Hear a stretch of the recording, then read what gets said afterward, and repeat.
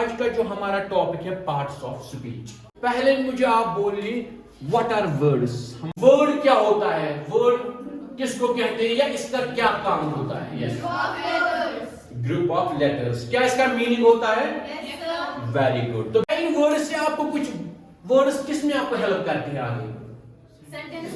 Very good, exactly. Sentence है, मैंने आपके सामने एक सेंटेंस लिखा, my friend is a bright student. अब यहां पे कितने वर्ड्स बेटा आप देख रहे हो? 6। Very good. क्या ये एक सेंटेंस है? Yes sir, it is a sentence. यहां तक क्लियर हो गया सभी को? वर्ड्स हमें किस में मदद करते हैं? सेंटेंस बनाने में। हो गया काम ठीक? Okay sir. अच्छा सर, सेंटेंस दिखाए, मैंने लिखा my friend is a bright student. हो गया कंप्लीट यहां तक? अब आगे चलते हैं।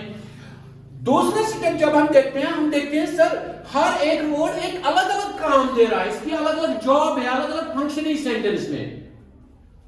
जो ये वर्ड्स अलग अलग फंक्शन कर रहे हैं, अलग अलग काम दे रहे हैं सेंटेंस में बेटा, उसी को कहते हैं पार्ट्स ऑफ स्पीच। तो बेटा आज हम उन्हीं पार्ट्स ऑफ स्पीच के बारे में पढ़ने वाले हैं। और कितने हैं पार्ट्स ऑफ स्पीच हमारे पास बेटा? We have 8 parts of speech. बिल्कुल, पार्ट्स ऑफ स्पीच।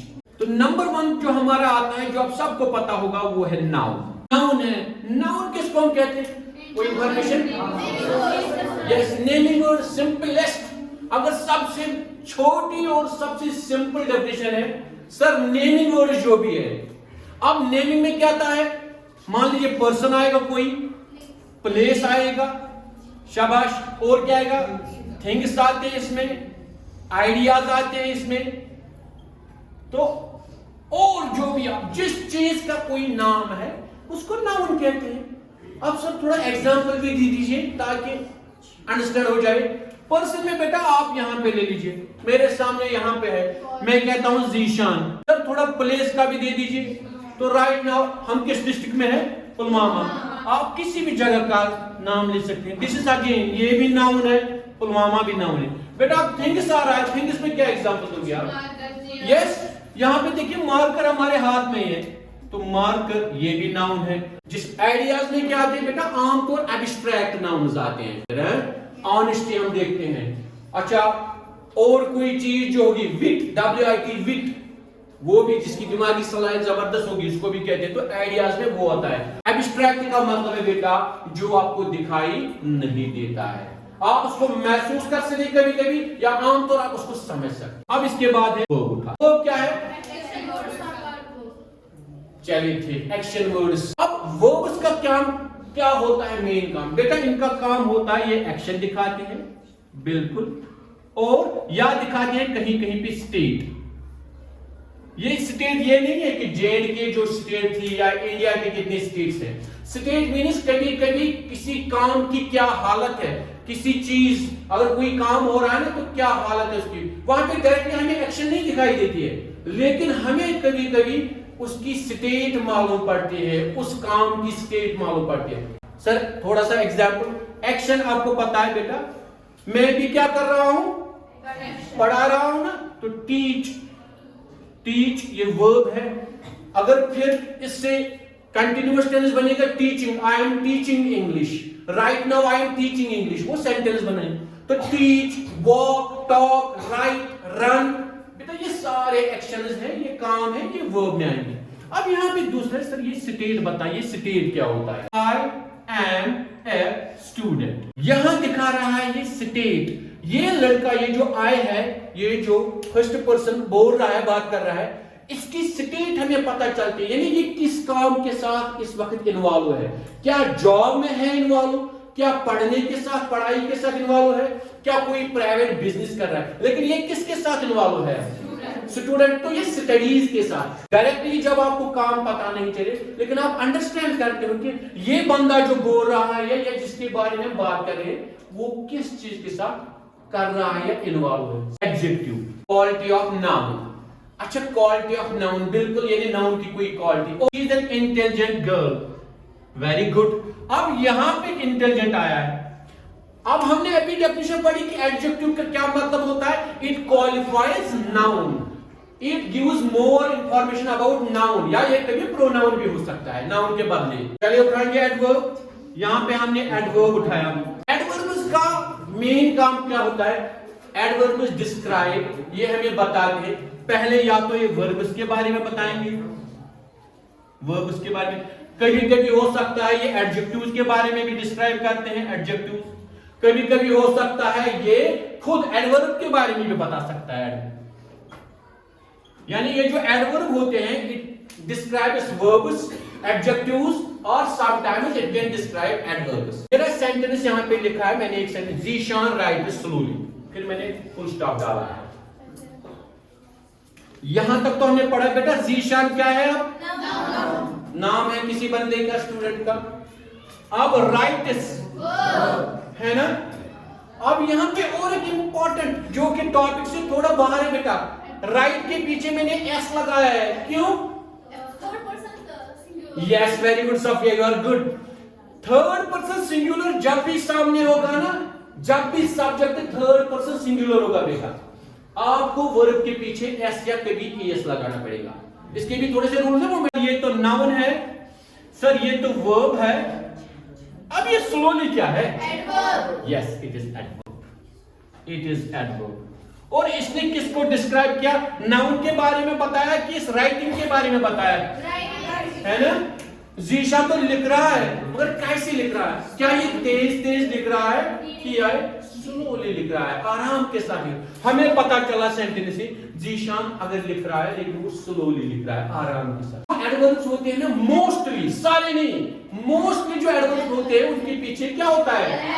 एडवर्ब होता है। ये थोड़ा टिप है जहां से आप थोड़ा गेस कर सकते हैं कि ये एडवर्ब हो सकता है। नाउन, यहाँ पे एग्जाम्पल, इसमें क्या आता है? इसमें शी आता है, ही आता है, दे आता है, आई आता है वगैरह। थोड़ा एग्जाम्पल लिखेंगे ताकि ज्यादा समझ आए। राजू इज प्लेइंग चेस, लेकिन राजू क्या है? इज क्या है? अभी सर अभी इसके बारे में हमने पढ़ा नहीं, इसमें ये तो नहीं, चलिए उसको रहने देंगे क्योंकि एक अलग टॉपिक, इसीलिए आपके सिलेबस में हेल्पिंग वर्ब्स या ऑक्सिलरी वर्ब्स को अलग से समझाने का टॉपिक रखा गया है। चलिए, प्लेइंग क्या है बेटा? है ना। अब ये कंटिन्यू इस वक्त चल रहा है काम, इसलिए प्लेइंग, वरना बेसिक वर्ब क्या है प्लेइंग का? असली वर्ब प्ले। वेरी गुड, इतना है प्लेइंग। तो ये वर्ब है, ये नाउन है। और चेस, चेस क्या है? बिल्कुल, ये एक गेम का नाम है, तो ये नाउन है। बेटा चेंज क्या हुआ इस सेंटेंस में? राजू चेंज हुआ, राजू नाउन था, अब आपने इसके बदले लगा दिया ही क्या है बेटा? प्रोनाउन। Very good. अच्छा, राजू के बदले अगर मैं लिखता बेटा यहाँ पे किसी लड़की का नाम, मान लीजिए यहाँ पे था Hadiya, Hadiya is playing cricket, यहाँ पे लिखा, यहाँ पे मान लीजिए मैंने लिखा हादिया इज प्लेइंग चेस, फिर प्रोनाउन लगा के यही sentence, she is playing. Very good, आपने शी लगाया। Hadiya and Sadiya are playing chess. मैं देख रहा हूं बाहर, किसी ने बोला सर वहां पे दो लड़कियां घूम रही हैं, मैंने देखा नहीं वो तो खेल रही हैं, वो एंजॉय कर रही हैं। अच्छा ये कौन लड़कियां हैं? Sir Sadiya and Hadiya. Sentence क्या है इंग्लिश में? Sadiya and Hadiya are playing chess. मैंने स्टूडेंट को बोला जरा बेटा नाम चेंज करो, प्रोनाउन लगा दो, they are playing chess. It जो है ना, इट इंग्लिश में इट भी है, इसको भी प्रोनाउन कहा जाता है। क्या बेटा बता सकते हो कि इट कहां पे यूज होता है? यहाँ पे देखो बेटा, इट यूज हुआ है। यहाँ पे एक बात बताता चलो बेटा, ये खाली नॉन लिविंग थिंग्स के साथ यूज नहीं होता है, इसके अलावा लिविंग थिंग्स के, लेकिन जिनका, वेरी गुड, जिनका हमें जेंडर नहीं पता है। यहाँ पे कौवा आ गया, मैं क्या बोलूंगा? शी इज ए क्रो कि ही इज ए क्रो? बेहतर ये है, मैं बोलूंगा इट इज ए क्रो। तो एनिमल्स के साथ और बर्ड्स के साथ आमतौर हम ना ही करते यूज न शी, हम क्या यूज करते हैं? प्रोपोजिशन क्या होता है बेटा? What is a proposition? किसी नाउन की जो एक वर्ड इंग्लिश में होता है जो नाउन की पोजीशन दिखाता है वो भी प्रोपोजिशन होता है, बिल्कुल। और एक डेफिनेशन, हालांकि प्रोपोजिशन को डिफाइन करना आसान, क्योंकि ये अलग अलग सेंटेंस में अलग अलग तरीके से काम करता है।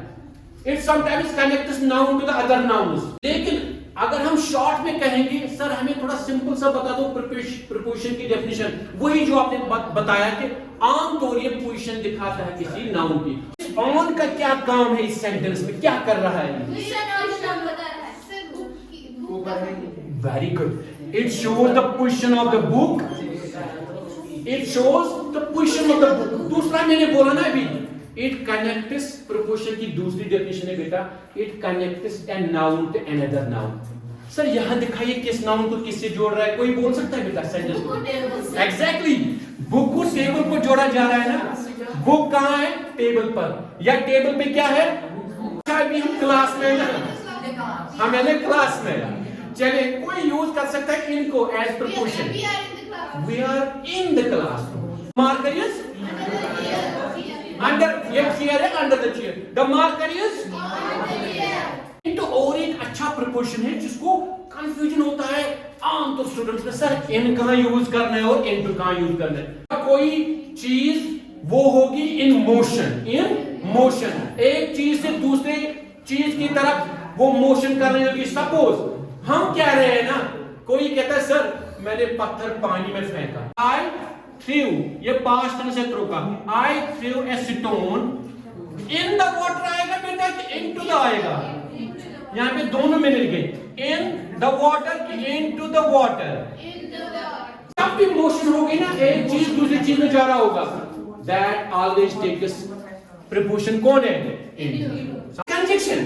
तो वो होगा या तो होगा एंड, कभी अगर आपको रीजन बोलना है वो होगा बट। कंजक्शन को आमतौर बेटा सब कहते हैं it is a connector. Connector का भी तो वही मतलब है, लेकिन ग्रामर में इसका नाम रखा गया है कंजक्शन। बेटा कंजक्शन का काम होता है या तो दो फ्रेजेस को मिलाता है, दो क्लॉजेस को मिलाता है, या दो सेंटेंस को मिलाता है। इंटर वो वर्ड्स जो हमारी इमोशंस, हमारी फीलिंग्स को दिखाते हैं। आज जो है बेटा, अब ये इंटरजेक्शन है, लेकिन ये कौन सी इमोशन दिखाता है, कौन सी फीलिंग दिखाता है? खुशी वाला कोई interjection? Yes, it can be wow wow, it can be hurrah, it can be bravo. My dear students, these were 8 parts of speech. हम assessment करेंगे कि क्या सभी बच्चों को ये टॉपिक जो था पार्ट्स ऑफ स्पीच समझ आया कि? बेटा इसमें एक वर्ड है बेटी, ये कौन सा काम अंजाम दे रहा है या किस पार्ट्स ऑफ स्पीच में आएगा ये?